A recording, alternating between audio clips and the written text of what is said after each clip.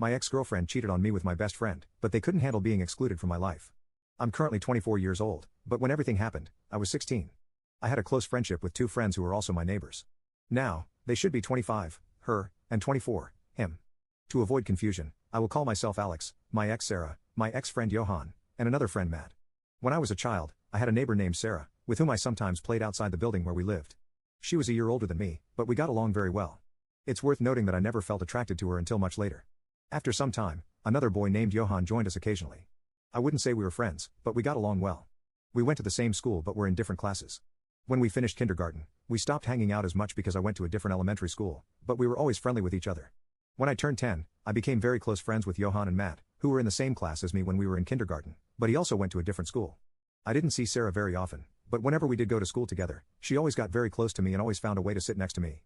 We used to take the bus to school, and I never noticed anything because I'm slow when it comes to relationships.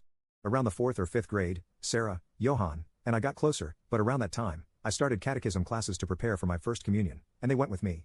At the same time, other friends from my primary school were also there, especially a girl I will call Anna. She studied with me, and we were very close. I could consider her my best female friend. She was with her cousin, and we started spending more time together, which I think Sarah didn't like much.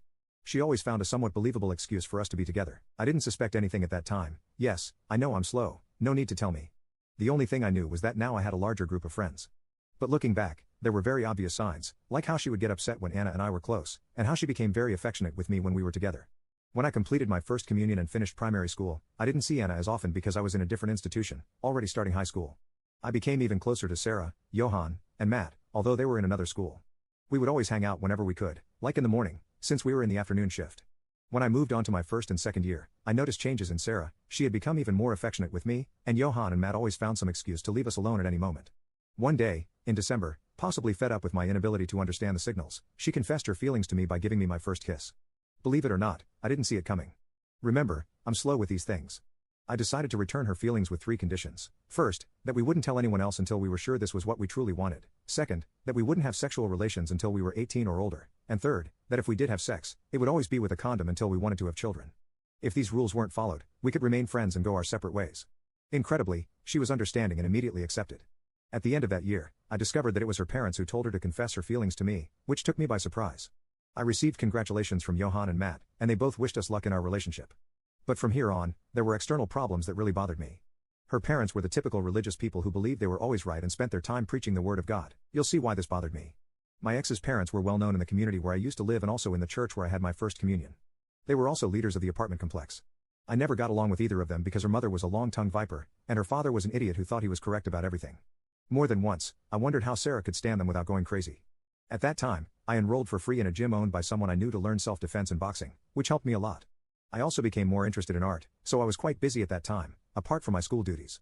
One day, my ex-father-in-law said something that made me furious and led me to get into a fight with him.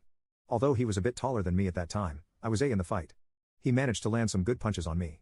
After that, we decided to only be cordial with each other, including my ex-mother-in-law. At the same time, I started my 3rd year, and everything was excellent that year with our relationship until the end of the year when we weren't communicating as much as before. We used to send each other messages during class, and Johan would sometimes join in. But, well, we were all busy at that time. The following year, Matt told me that he had seen Sarah and Johan acting weird and asked me what was going on. I didn't say anything at the time, but I had already noticed something. I have to say that by that time, both Johan and I looked identical physically, so much so that Sarah and Matt would joke that we were twins.